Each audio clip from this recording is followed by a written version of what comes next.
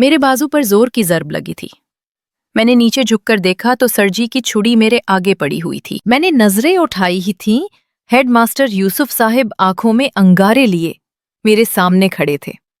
उन्होंने एक जोरदार तमांचा मेरे गाल पर रखते हुए कहा, वड्डा की दोदा हिमायती #, कोई इस वक्त मुझे जहर ला दे तो मैं वो भी खा लूं। सुंदुस ने अपनी भूख की शिद्दत की आखिरी हद भी बयान कर दी थी। बिस्मा, मैं कैंटीन से कुछ लेकर आती हूँ। निदा को ये हल ही सोचा था सुंदुस का मुंह बंद करवाने के लिए। बिस्मा ने भी खामोशी से अपनी रजामंदी दे दी थी। मुझे नहीं खाना कैंटीन से कुछ भी। कितने कितने दिनों का बॉसी होता है। सुंदुस किसी जिद्दी बच्चे की तरह भूली सूरत बनाकर मुझे कहने लगी, महरूज भाई, आपके होते हुए निदा कुछ लाते हुए अच्छी लगेगी। क्या? वो सुंदुस का तंज था या सवाल, उस वक्त मुझे कुछ समझ न आई थी। आखिर क्या चाहती हो तुम? निदा ने बेजारी से पूछा। पास ही राहत बेकरी है, वहां चलते हैं ना, वहां से कुछ खाकर आते हैं। सुंदुस ने दिल के इरादे जाहिर कर दिए। तुम्हारा दिमाग तो ठीक है। नानी अंदर बीमार पड़ी हैं, हम उनकी तैमारदारी के लिए आए हैं और तुम्हें सैर सपाटे सुझ रही हैं। बिस्मा का दूध की तरह सफेद मुखड़ा उस वक्त टमाटर की तरह लाल हो गया था। मैंने जिंदगी में सिर्फ एक बार ही बासमा को गुस्से में देखा है और वो उस दिन देखा था। राहत बेकरी से तुमने जो खाना है वो बता दो, यही मंगवा लेते हैं। निदा ने जल्दी से अपनी तजवीज पेश की थी, जो कि बसमा को बिल्कुल भी पसंद ना आई। बसमा ने तीखी निगाह निदा पर डाली। ये ठीक है। सुंदुस ने चुटकी बजाते हुए अपनी रजामंदी जाहिर कर दी। साथ ही जो खाना था वो भी बोल दिया। मैं तो बर्गर खाऊंगी। कैनन मैं भी। निदा ने भी सुंदुस की हाँ में हाँ मिला दी। बिस्मा ने मेरी तरफ सवालियाना नजरों से देखा। मैं आज तक उसका वो देखना नहीं भूल सका जिसमें सवाल, माजरत, मजबूरी और सबसे बढ़कर मोहब्बत थी। तुम क्या खाओगी? मैंने भी उल्फत ही से पूछा। जो तुम खिलाओगे। बसम्मा ने बोलने में कंजूसी से काम लिया, मगर उसकी नजरें उस दिन सही थीं। उन्होंने जी भरकर मुझे देखा। मैं तो वो काम भी ना कर सका। मैं तो सुंदुसी से डरता रहा, मगर बिस्मा का डर खत्म हो चुका था। नबील के बकौल मैं तो मोहब्बत में भी नालायक लल्लू ही था। चलो चलो पैसे निकालो। सुंदुस की आवाज ने बिस्मा की तवज्जो अपनी तरफ मबजूल कराई। निदा ने अपने पर्स में हाथ डाला ही था कि बिस्मा ने फुट से पूछ लिया, पैसे क्यों? सुंदुस ने हैरानी से बिस्मा की तरफ देखा। महरूज भाई कौन सा अभी कमाते हैं? सुंदुस ने रुक रुक कर एक एक लफ्ज पर जोर देकर कहा, कमाते ना भी हूं तुम्हें बर्गर तो खिला ही सकते हैं। बसमा ने बड़े मान के साथ सुंदुस को जवाब दिया। मैंने बसमा की आंखों में देखा, वो आंखों ही से बहुत कुछ बोल गई थी। मैं महरूज माजिद आज एक कामयाब बिजनेसमैन हूं, मगर सालों पहले ऐसा नहीं था। मेरी 22 साल की उम्र में इंतहाई सादगी के साथ शादी हुई थी। तब मेरा नया नया ही कॉलेज खत्म हुआ था। 2 छोटी बहनें हैं जिनकी शादियां हो चुकी हैं और वो दोनों अपने घरों में खुश हैं।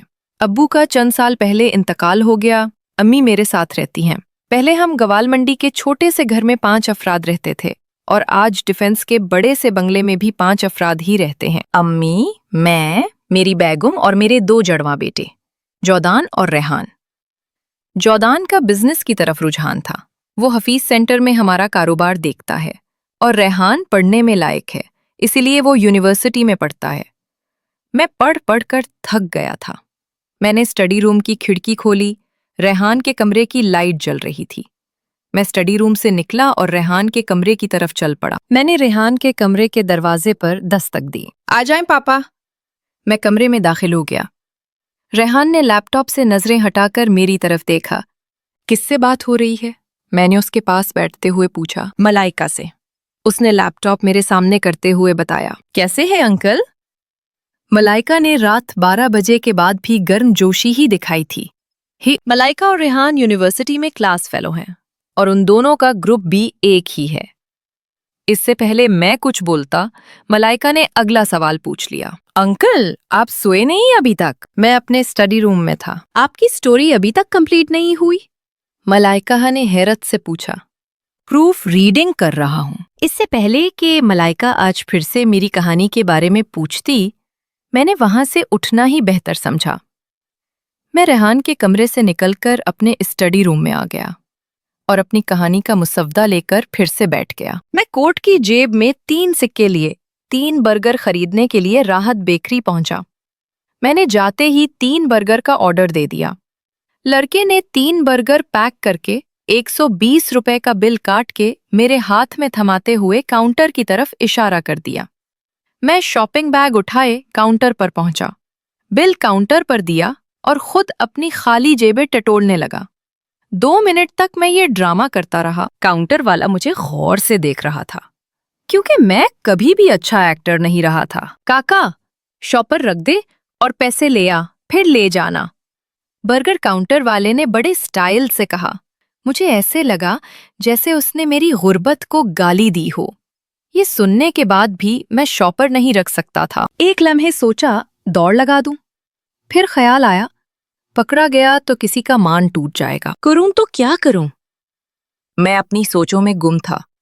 मैं पलटा तो 1-2 शीजा मुझसे टकराई। मेरे बाएं हाथ की कलाई उस हसीना के कंधे पर लगी। गलती पता नहीं किसकी थी। उसका बड़ापन ये था, उसने मुझ पर चढ़ाई करने की बजाय सॉरी कहा, बल दिया और वहां से चली गई। मैंने नजरों से उसका ताक्कुब किया तो पता चला गाड़ी में एक खूबसूरत नौजवान उसका मुंतजिर था। उस दुशीज़ा की बेकरी से बाहर जाते ही उस नौजवान ने गाड़ी में बैठे बैठे ही दरवाजा खोला। वो जल्दी से गाड़ी में बैठकर वहां से चली गई। जब मेरी कलाई उस दुशीज़ा के कंधे से लगी थी, तभी मुझे एहसास हुआ मेरे हाथ में तो कैसियो की ब्रांड न्यू घड़ी बंधी पड़ी है। मैंने वो घड़ी उतारी और काउंटर पर बैठे हुए शख्स को बिल के साथ दे दी। जितने फख्र से मैंने उसको घड़ी पेश की थी, उससे कहीं ज्यादा हिकारत से काउंटर पर बैठा हुआ शख्स बोला, काका, ये बेकरी है, घड़ियों की दुकान नहीं। आप ये घड़ी रख लें, मैं 120 रुपए आपको दे जाऊंगा और अपनी घड़ी ले जाऊंगा। अपनी घड़ी पकड़, शॉपर रख और निकल। उस आदमी ने बाकायदा मेरी बेइज्जती कर दी थी। मेरा दिल चाहा एक जोर से लगा दूं इसके कान के नीचे। गरीब हुआ तो क्या है, हूं तो ग्वाल मंडी से। लेकिन ये भी इस मसले का हल नहीं था। मैंने मुफाहमत का रास्ता इख्तियार किया और बड़ी मासूमियत से कहने लगा, चाचा जी, बर्गर मुझे किसी भी कीमत पर लेने हैं। ठीक है, तो फिर तुम ये घड़ी मुझे 120 में बेच दो। रात को मालकों को हिसाब देते हुए 120 रुपए की जगह घड़ी तो नहीं दे सकता ना? घड़ी मैं खुद रख लेता हूँ और 120 रुपए अपनी जेब से हिसाब में डाल देता हूँ। गलत ले, मगर ये तो बिल्कुल नई है, आज पहली बार ही पहनी है। इसकी कीमत तो 120 से बहुत ज्यादा है। मेरी बातों से उस शख्स के कान पर जू तक ना रेंगी, उसने घड़ी मेरी तरफ कर दी। मैंने घड़ी पकड़ने की बजाय वो शॉपर पकड़ना बेहतर समझा जिसमें 3 बर्गर थे। जब मैं पलटा तो वही 2 शीजा जिससे मेरी टक्कर हुई थी मुझे गौर से देख रही थी, जैसे पहचानने की कोशिश कर रही हो। सॉरी, मैंने देखा नहीं था, मैं ये बोलकर चल पड़ा। आपका नाम पूछ सकती हूँ? उस दुशीज़ा ने मेरे बाहर निकलने से पहले ही पूछ लिया। महरूज माजिद, आपसे मिलकर खुशी हुई। मुझे भी, मैंने उसे जवाब दिया और बेकरी से बाहर निकाल आया। 120 का बिल दिल के ऊपर लगी हुई जेब में रख लिया।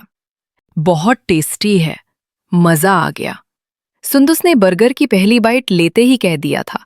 बसमा ने अपने बर्गर के ऊपर से सफेद कागज का लिबास उतारते हुए मेरी तरफ देखा। मैं उसको मोहब्बत से देख रहा था। तुम अपने लिए कुछ नहीं लाए? बसमा ने संजीदगी के साथ पूछा। मैंने नफी में गर्दन हिलाई। बसमा उठकर मेरे पास आ गई और आधा बर्गर मुझे देकर कहने लगी, आधा आधा खा लेते हैं, तुम खाओ, मुझे भूख नहीं। मिलजुल के खाने से मोहब्बत बढ़ती है, बसमा ने शर्माते हुए कहा। सुंदुस ने फौरन हमारी तरफ नजरें उठाकर देखा। अब मुझे भी सुंदुस के देखने से कोई फर्क नहीं पड़ रहा था। मैंने जिंदगी में बड़े बर्गर खाए, मगर उस आधे बर्गर का जायका ही कुछ और था। शायद उस पर बसमा के हाथ लगे थे। बर्गर खत्म करने के बाद बसमा बोल पड़ी, निदा, तुम सुंदुस के पास बैठो, मैं और महरोज तुम दोनों के लिए कैंटीन से चाय लेकर आते हैं। बसमा अपनी जगह से उठी और बागीचे से एक गुलाब का फूल तोड़ लाई और बड़े एतमाद से मुझे पेश कर दिया। मैंने सुंदुस और निदा की तरफ देखा और फिर बसमा के हाथ से वो फूल ले लिया। बसमा ने अपनी मोहब्बत का ऐलान कर दिया था। मैं बसमा की इज्जत की वजह से बुज़दिल बना हुआ था। बसमा की मोहब्बत ने मुझे बहादुर बना दिया। बसमा ने अपनी नाजुक हथेली मेरी तरफ बढ़ा दी। मैंने गुलाब का फूल दाएं हाथ से बाएं हाथ में मुंतकिल किया, अपना हाथ उसकी हथेली पर रख दिया। बसमा की हथेली गुलाब की पत्तियों ही की तरह नरम थी। میں آج بھی اپنے ہاتھ پر بسما کا لمس محسوس کرتا ہوں۔ میں اپنی جگہ سے اٹھ گیا اور بسما کے ساتھ ساتھ چل پڑا۔ چائے تو ایک بہانہ تھی۔ ہم دونوں سندس اور ندا کے سامنے کچھ فاصلے پر بیٹھ کر باتوں میں مشغول ہو گئے۔ مہروز، تایا جی نے اجمل کے لیے میرا رشتہ مانگا ہے۔ امی نے یہ کہہ کے بات ٹال دی ہے کہ ابھی میں پڑھ رہی ہوں۔ تم بھی تو کچھ کرو، امی اور نانی کو رشتے کے لیے بھیج دیتا ہوں، میں نے فوٹ سے جواب دیا۔ کچھ کام کرو، اجمل کا شوٹرنگ کا کاروبار ہے، اچھے خاصے پیسے کماتا ہے وہ۔ میرا آخری سیمسٹر چل رہا ہے، پڑھائی چھوڑ کر کام کیسے کروں؟ میری گردن پر ایک زوردار تھپڑ پڑا۔ ایک لمحے کے لیے تو میرے طوطے ہی اڑ گئے۔ پلٹ کر دیکھتا ہوں تو خالو کھڑے تھے۔ خالو رشید نے تلوار سے زیادہ تیز نظروں سے بسما کی طرف دیکھا۔ وہ خاموشی سے گردن جھکائے وہاں سے چپ چاپ ہی خالو کے آگے لگ کے چل پڑی۔ خالو رشید مجھے 2-4 اور لگا دیتے اگر میں پبلک پلیس پر نہ ہوتا۔ اس بے عزتی کے بعد نانی سے ملنے کی بھی ہمت نہ ہوئی۔ میں گردن جھکائے کینٹ سے پیدل ہی گوال منڈی کی طرف چل پڑا۔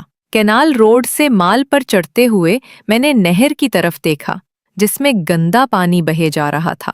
میرا دل چاہا کہ اس گندے پانی میں چھلانگ لگا کر جان دے دوں، مگر یہ تو چھوٹی سی نہر تھی، یہ صرف مجھے گیلا کرتی، ڈبو نہیں سکتی تھی، کیونکہ میں بڑا اچھا تیراک بھی تھا۔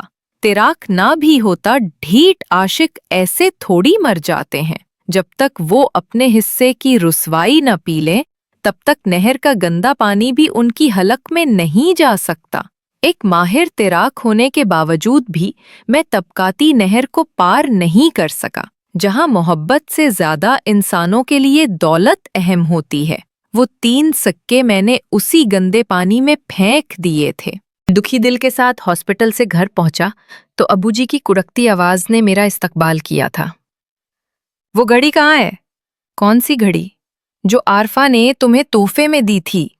میں نے اپنے ابو جی کو بھی کبھی اتنے غصے میں نہیں دیکھا تھا۔ مجھے کچھ سمجھ نہیں آ رہا تھا کہ ابو کو کسی یہ پتا چلا کہ میں نے وہ گھڑی 120 روپے میں بیچ دی ہے۔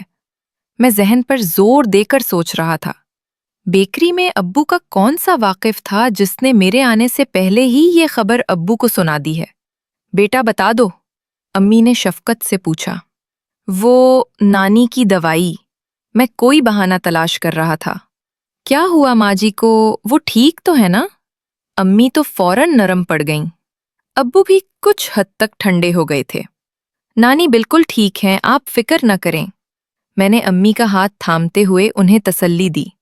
اللہ کے پٹھے، اس گھڑی کی وجہ سے تنویر نے عارفہ سے شادی کرنے سے انکار کر دیا ہے۔ ابو جی میں سمجھا نہیں۔ سن رہی ہو؟ مہروز کی ماں یہ سمجھا نہیں کیسا بھولا بنا بیٹھا ہے۔ امی نے میری طرف شکایتی نظروں سے دیکھا، پھر کہنے لگیں، میں نے اور ماں جی نے جس دن تم سے پوچھا تھا تم اسی دن بتا دیتے کہ تم اور عارفہ ایک دوسرے کو پسند کرتے ہو۔ کوئی لڑکی کتنی ہی اچھی کیوں نہ ہو، عارفہ سے اچھی تو نہیں ہو سکتی نا؟ امی جی، آپ غلط سمجھ رہی ہیں۔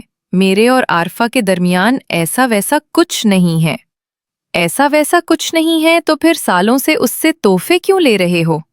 اس نے تو بتایا ہے کہ جو کپڑے آج تم پہن کر گئے ہو وہ سارے اسی نے تمہیں گفٹ کیے ہیں۔ یہ پینٹ، شرٹ، بیلٹ، کوٹ، صرف بوٹ تم نے میرے پیسوں سے خریدے ہیں۔ میں نے خود کے سراپے پر واجبی سی نظر دوڑائی۔ بات تو ابو جی کی ٹھیک ہی تھی۔ مہروز کی ماں اسے کھانا دو۔ ابو جی یہ بول کر اپنے کمرے میں چلے گئے۔ بھوک کس کافر کو تھی؟ مجھے کچھ سمجھ نہیں آ رہا تھا کہ آخر ماجرا کیا ہے۔ میں نے امی سے درخواست کی، امی مجھے ساری بات بتائیں۔ پہلے تم مجھے ساری بات بتاؤ۔ امی نے الٹا مجھ سے پوچھ لیا۔ میں کیا بتاؤں؟ میں نے کھلے منہ کے ساتھ پوچھا۔ مہروز، مجھے تم سے یہ امید نہ تھی۔ امی نے شکایتی انداز میں یہ کہا اور باورچی خانے میں چلی گئیں۔ تھوڑی دیر بعد میرے سامنے مونگ کی دال اور 2 روٹیاں پڑی ہوئی تھیں۔ کھانا کھا کے برتن باورچی خانے میں رکھ دینا، امی نے اپنے کمرے میں جاتے ہوئے کہا۔ آدھا برگر کھانے کے بعد میں پاگل تھا جو مونگ کی دال کھاتا۔ میں نے اسی طرح برتن اٹھائے اور باورچی خانے میں جا کے رکھ دیے۔ सारी रात मुझे बिस्मा का चेहरा दिखाई देता रहा। बिस्मा का बाप समझकर मैंने खालो रशीद को भी माफ कर दिया था। अगर वो बिस्मा का बाप ना होता तो उसकी ऐसी की तैसी कि वो मुझे थप्पड़ मार देता। अम्मी अब्बू की नाराज़ी, उनके गुस्से से मुझे कोई फर्क नहीं पड़ रहा था। ताया की बड़ी बेटी कुलसूम की जब भी अपने ससुराल वालों से अनबन होती तो तनवीर और आरफा का रिश्ता टूट जाता था। कुलसूम की सुलह के साथ ही ऑटोमेटिक ही आरफा और तनवीर का रिश्ता फिर से हो जाता। ये रूटीन की बात थी।